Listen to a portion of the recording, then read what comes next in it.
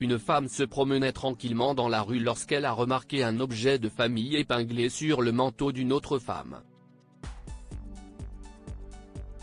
Le lendemain, elles décident de se rencontrer et d'apprendre à se connaître après avoir découvert qu'elles avaient quelque chose en commun. Ria marchait dans une rue animée du centre de San Francisco lorsqu'elle a aperçu une broche épinglée sur le manteau d'une inconnue assise dans un café en plein air. Elle l'a immédiatement reconnue, car il s'agissait de la même broche que celle qui appartenait à sa famille depuis des décennies. Cette broche était inhabituelle et ne pouvait être reproduite, car elle était en or véritable et avait été fabriquée par l'arrière-grand-père de Ria. Il voulait transmettre quelque chose d'important à chaque génération de sa famille, et il pensait que la broche en or serait un bon héritage. Ria voulait des réponses et a donc rendu visite à sa mère en Audi pour lui demander où se trouvait l'objet de famille. Sa mère a été choquée par cette question soudaine, principalement parce qu'elle n'avait pas parlé depuis longtemps. « Tu devrais peut-être t'asseoir pour cela, Ria », lui a dit sa mère. Les deux femmes s'assirent à la table, une tasse de café à la main. Audi a alors commencé à raconter une histoire. Lorsque tu avais 3 ans, j'ai découvert que j'étais enceinte d'un autre bébé. À l'époque, ton père et moi avions du mal à joindre les deux bouts à cause de la récession. Nous avons perdu nos emplois et n'avons pas pu en trouver d'autres pendant un certain temps. Alors que j'étais enceinte, nous avons réalisé que nous ne pouvions pas subvenir aux besoins de 2 enfants en même temps. La décision a été difficile à prendre, mais nous avons décidé d'envoyer notre plus jeune dans un orphelinat où elle aurait plus de chances d'avoir une bonne vie, a révélé Andy. Ria a été choquée. Elle ne savait pas qu'elle avait une sœur. Pourquoi n'avez-vous pas essayé de la récupérer quand votre vie a commencé à être stable? Nous n'avons pas pu. Le temps que papa et moi puissions nous permettre de vous élever toutes les deux, une autre famille l'avait déjà adoptée. J'ai été soulagé que ses parents adoptifs soient à la fois aisés et gentils. Ils ont pu bien élever ta sœur. Les larmes d'Andy ont coulé sur son visage pendant qu'elle parlait. Bien que la révélation d'Andy ait choqué Ria, elle n'a toujours pas expliqué comment la femme a obtenu la broche. Elle a donc demandé à sa mère, qui lui a expliqué comment. Il y a environ 2 ans, j'ai décidé de demander à l'orphelinat de Maider à retrouver ta sœur, a-t-elle expliqué. J'ai réalisé que je ne pouvais pas me contenter de vivre sans savoir si ta sœur allait bien. Je me suis toujours senti coupable et je voulais m'excuser auprès d'elle de ne pas avoir pu l'élever moi-même.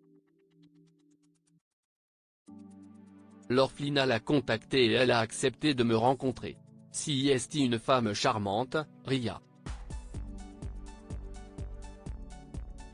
Elle s'appelle Maud. Lors de notre rencontre, je lui ai dit que même si elle ne nous considérait pas comme une famille, elle en faisait tout de même partie. Je lui ai remis l'héritage familial pour que, où qu'elle aille, elle ait un morceau de notre famille avec elle. Je n'arrive pas à croire que j'ai une sœur, a dit Ria. J'aimerais la rencontrer, maman. As-tu son numéro de téléphone? J'aimerais la contacter. Bien sûr, a répondu Andy. Je suis sûr qu'elle aimerait aussi te rencontrer. La conversation entre les deux sœurs fut brève mais agréable lorsque Ria appela Maud. Ria s'est présentée et Maud était ravie d'avoir de ses nouvelles. Maud savait qu'elle avait une sœur parce qu'Andy le lui avait dit, et elle avait hâte de rencontrer Ria, qui l'a invitée à rencontrer le reste de la famille le lendemain. Maud a accepté et a dit qu'il serait agréable de rencontrer le reste de sa famille biologique. Le lendemain, Maud s'est présentée chez Ria, un gâteau à la main, accompagnée de ses enfants et de son mari. Dès que les deux sœurs se sont regardées, c'est comme si rien ne les avait séparées par le passé. Elles se sont serrées dans les bras et les larmes ont coulé. Andy les observait en silence, les larmes coulant aussi sur ses joues. Pendant le dîner, Ria, Maud et leur famille n'ont pas perdu de temps pour faire connaissance.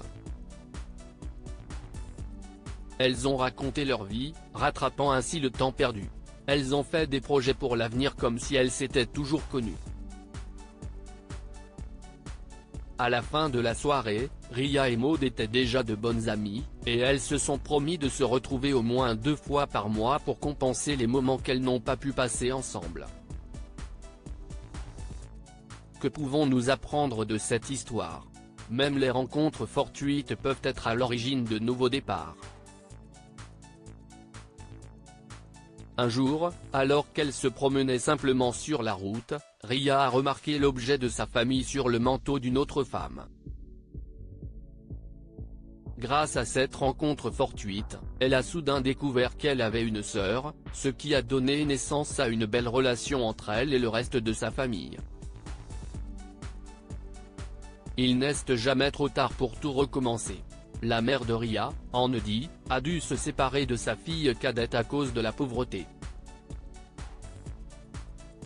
Des années plus tard, elle a décidé d'essayer de renouer avec elle dans l'espoir d'arranger les choses. En fin de compte, cela a abouti à un nouveau départ plein de pardon, d'amour et de compréhension entre les deux parties. Partagez cette histoire avec vos amis. Elle pourrait illuminer leur journée et les inspirer.